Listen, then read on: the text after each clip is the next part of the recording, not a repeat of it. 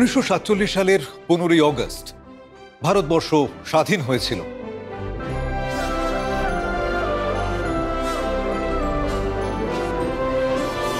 কিন্তু তখনও শয়ে শয়ে প্রিন্সলি স্টেটস, মহারাজা আর নবাবরা তাদের নিজেদের মতন করে স্বাধীনতা চাইছিলেন।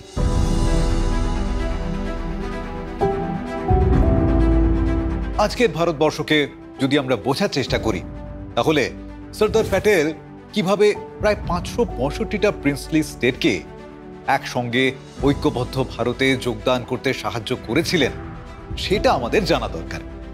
আসুন এক্সপ্লোর করা যাক।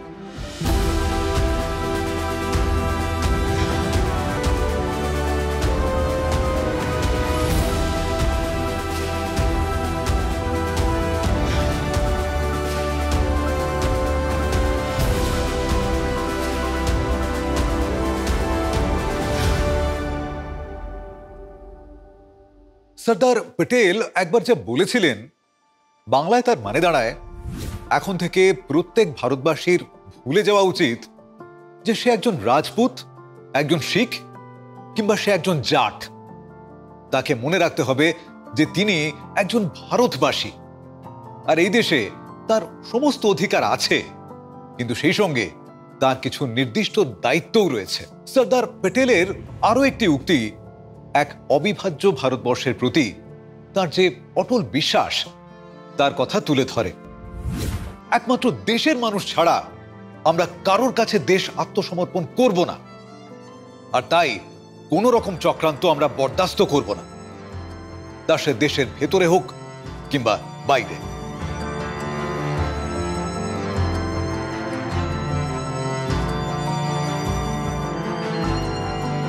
সর্দার প্যাটেল বেশি কথা বলতেন না, কিন্তু যখন বলতেন তখন সমস্ত দেশ তার কথা শুনত, তাকে অনুসরণ করত। এই কারণেই প্রিন্সলি স্টেটগুলোকে স্বাধীন ভারতের অন্তর্ভুক্ত করার মতো কঠিন কাজের দায়িত্ব তার উপরেই দেওয়া হয়েছিল।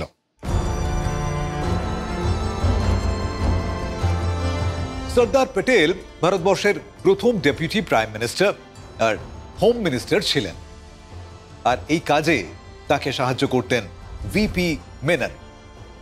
1947 সালের পর মাউন্টব্যাটেন এই প্রিন্সলি স্টেটগুলোকে 3টে অপশন দিয়েছিলেন। প্রথম অপশন ছিল ভারতবর্ষের অংশ হয়ে যাওয়া, দ্বিতীয় অপশন ছিল পাকিস্তানের অংশ হয়ে যাওয়া, আর তৃতীয় অপশন ছিল স্বাধীন রাজ্য হিসেবে থেকে যাওয়া।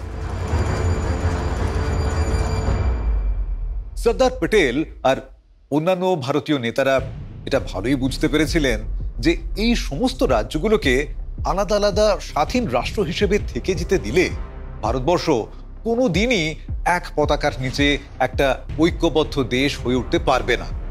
এরপরেই ইনস্ট্রুমেন্ট অফ অ্যাক্সেশন নামে একটা আইনি নথি তৈরি করা হয়, যাতে উল্লেখ করা হয় যে এই সমস্ত প্রিন্সলি স্টেটের শাসক আর নবাবরা কিছু বিশেষ অধিকার পাবেন আর বিশেষ ছাড়ও পাবেন।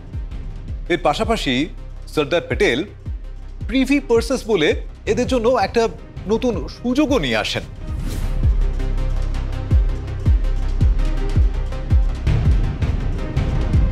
যার মাধ্যমে রাজ পরিবারগুলো দেশে যোগ দিতে রাজি হলে পেমেন্টও পাবেন।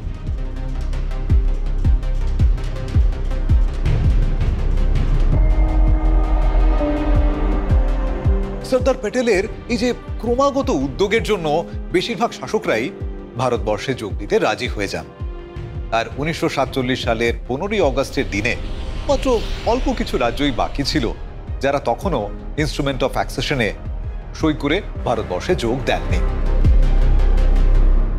এমন একটা রাজ্য ছিল পিপলোডা, মধ্য ভারতের একটা ছোট্ট রাজ্য, যারা 1948 সালের মার্চ মাসের আগে পর্যন্ত ভারতে যোগ দেয়নি।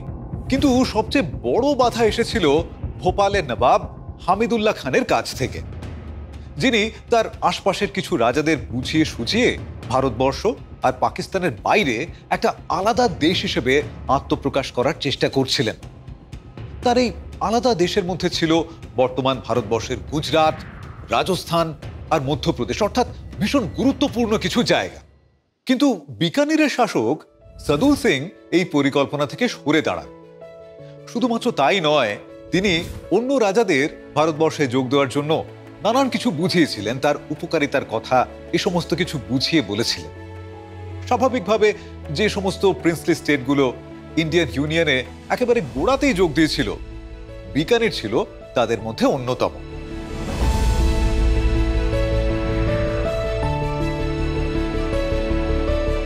এর মধ্যে 1947 সালের জুন মাসে যোধপুরের মহারাজা হনবন্ত সিং আরো কিছু বেশি সুযোগ সুবিধা পাওয়ার ইচ্ছেতে পাকিস্তানে যোগ দেওয়ার ব্যাপারে ভাবনা চিন্তা করতে শুরু করে দিয়েছিলেন।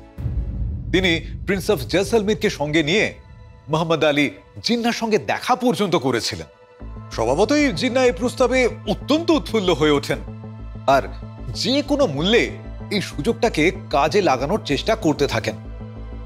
শোনা যায় তিনি নাকি তাদের সামনে একটা সাদা কাগজ রেখে দিয়ে বলেছিলেন যে কোনো শর্তে তিনি রাজি, এমনকি বিনামূল্যে করাচি বন্দর ব্যবহার করার সুযোগ, অস্ত্র আমদানি আর অস্ত্র তৈরি করার অনুমতি পর্যন্ত দিতে রাজি হয়ে গিয়েছিলেন। কিন্তু জিন্নার সঙ্গে এই আলোচনা যখন চলছে, সেই সময় প্রিন্স অফ জয়সলমীর বলেন কখনো কোনো রকম ভুল বোঝাবুঝি হলে তিনি হিন্দুদের সঙ্গেই থাকতে চাইবেন। এই কথা শোনার পরে হনবন্ত সিং একটুখানি চিন্তায় পড়ে যান আর ভেবে দেখার জন্য তিনি কিছুটা সময় চেয়ে নেন। আর ঠিক এই সময় সুযোগের সদ্ব্যবহার করে আমাদের ভিপি মেনন তার প্রস্তাব নিয়ে যোধপুরের মহারাজার সঙ্গে দেখা করেন। কথাবার্তা যখন চলছিল, একসময় সেটা এমন এক পর্যায়ে পৌঁছে যায় যখন যোধপুরের মহারাজা তার পকেট থেকে একটা পেন বার করেন। এই পেনটা একটা সাধারণ পেন ছিল না, এটা ছিল আসলে একটা পিস্তল। তিনি ভিপি মেননকে গুলি করার কথা পর্যন্ত বলেছিলেন। সেই সময় মাউন্টব্যাটেন ঘরে ঢুকে আসেন আর মহারাজার হাত থেকে তাড়াতাড়ি সেই পেন পিস্তলটি সরিয়ে নেন আর বলেন যে সেটা তিনি মহারাজার কাছ থেকে পাওয়া একটা উপহার হিসেবে রেখে নিলেন। তারপর থেকে এই অসামান্য অস্ত্রটা দীর্ঘদিন মাউন্টব্যাটেনের পরিবারের কাছে ছিল, 2013 সালে সেটা নিলাম করে দেওয়ার আগে পর্যন্ত। সর্দার প্যাটেল এই বর্ডার স্টেটের পাকিস্তানে যোগ দেওয়ার বিপদের কথা ভালোই বুঝতে পেরেছিলেন। তিনি হনবন্ত সিং এর সঙ্গে নিজে দেখা করেন আর তাকে আশ্বাস দেন যে অস্ত্র আমদানি করার অনুমতি দেওয়া হবে আর রেলপথে যোধপুরের সঙ্গে কাঠিয়াবার যুক্ত করা হবে। এরকম নানাভাবে চেষ্টা চরিত্র করে সর্দার প্যাটেল যোধপুরের মহারাজাকে মোহাম্মদ আলী জিন্নার প্রস্তাব নাকচ করে ভারতে যোগ দিতে রাজি করিয়েছিলেন। উত্তর পূর্বের রাজ্যগুলো নিয়েও অনেক রকম কাহিনী রয়েছে। যেমন ধরুন ত্রিপুরার কথা। ত্রিপুরার 3 দিকে পূর্ব পাকিস্তান মানে এখনকার বাংলাদেশ দিয়ে ঘেরা। মহারানী কাঞ্চনপ্রভা দেবীকে পাকিস্তানে জোর করে যোগ দেওয়ানোর জন্য রাজপ্রাসাদের ভেতরেই ষড়যন্ত্র শুরু হয়ে গিয়েছিল, কিন্তু সর্দার প্যাটেল আর ভিপি মেননের হস্তক্ষেপে ত্রিপুরা ভারতবর্ষেই যোগ দেয়। সর্দার প্যাটেলের কাছে যে প্রিন্সলি স্টেটটা পরবর্তী বড়সড় চ্যালেঞ্জ হয়ে দাঁড়িয়েছিল সেটা হলো জুনাগড়। এখানকার প্রায় 80% হিন্দু জনসংখ্যা নিয়ে এখানকার যিনি মুসলিম শাসক ছিলেন স্যার মোহাম্মদ খানজি, তিনি পাকিস্তানে যোগ দেওয়ার বিষয়ে প্রায় সিদ্ধান্ত নিয়েই ফেলেছিলেন। তিনি তার অদ্ভুত আচরণের জন্য একজন আলোচিত ব্যক্তিত্ব ছিলেন। শোনা যায় তার পোষা কুকুরদের জন্য তিনি যে পরিমাণ অর্থ খরচ করতেন তা প্রজাদের জন্য তার খরচের চেয়ে অনেক বেশি ছিল।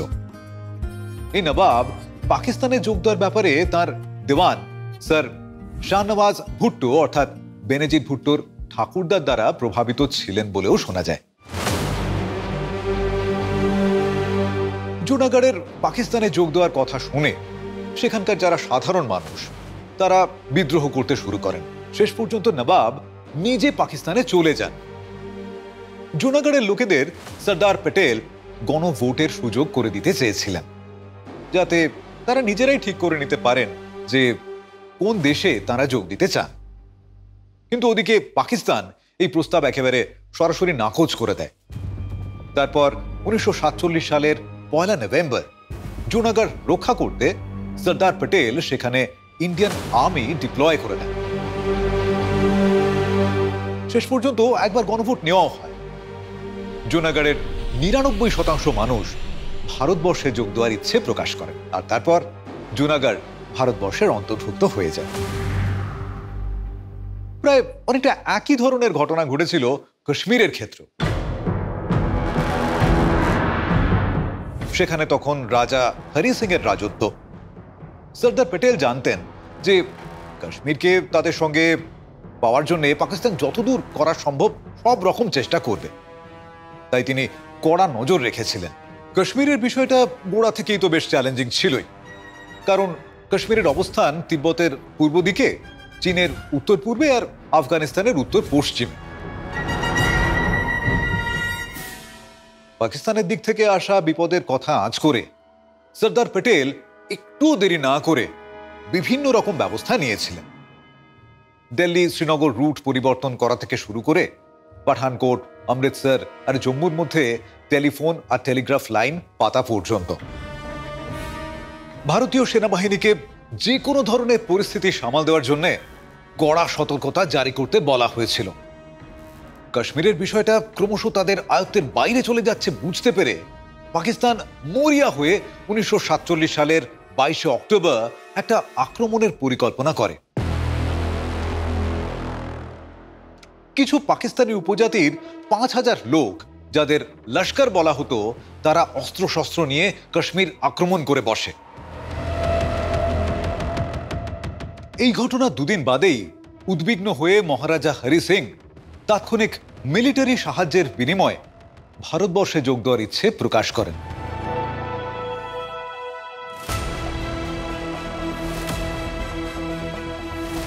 এরপর কাশ্মীর উপত্যকাতে ভারতীয় বাহিনী দিয়ে সেখান থেকে পাকিস্তানি আক্রমণকারীদের বের করে দেওয়ার জন্য ইন্ডিয়ান ডিফেন্স কমিটির একটা জরুরি মিটিং ডাকা হয়, যেখানে জওহরলাল নেহেরু, সর্দার প্যাটেল আর বলদেব সিং এরা সবাই উপস্থিত ছিলেন।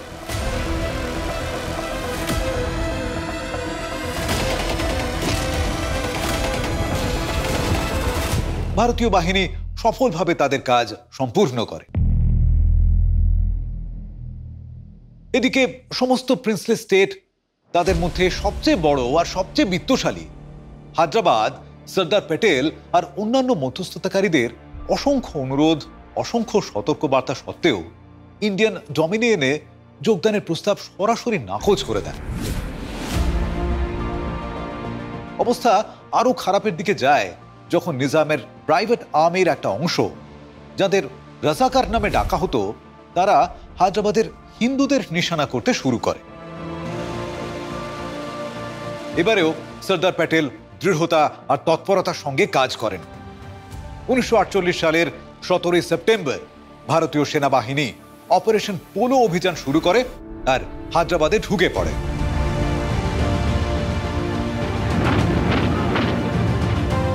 চার দিনের মধ্যে নিজাম আত্মসমর্পণ করেন আর ভারতবর্ষে যোগ দিতেও রাজি হয়ে যান।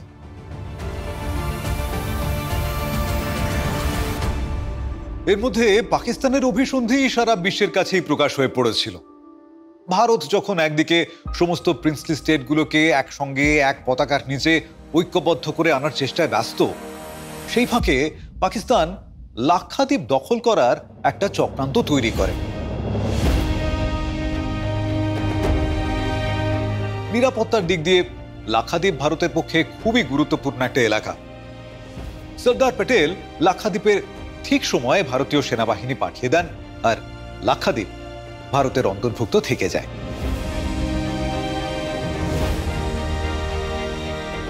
ভারতীয় সংবিধানের আর্টিকেল 1-এ বলা হয়েছে, ইন্ডিয়া, দ্যাট ইজ ভারত, শাল be a union of states. আজকে ভারত যদি একটি ইউনিয়ন অফ স্টেটস হয়ে থাকে, তার কৃতিত্ব সর্দার বল্লভভাই প্যাটেল আর তার সহকর্মী ভিপি মেননের। তাদের মানসিক দৃঢ়তার জন্যই আজ আমরা এখানে পৌঁছতে পেরেছি। সর্দার প্যাটেল যে কথা বলেছিলেন, আগামী প্রজন্মের তা অবশ্যই মনে রাখা উচিত। ভারতবর্ষকে তা ভবিষ্যতের পথ দেখাতে পারে। তিনি যা বলেছিলেন, जो हिंदुस्तान आज सदियों के बाद एक हुआ है और एक मौका मिला है, वो घुमाना नहीं चाहिए।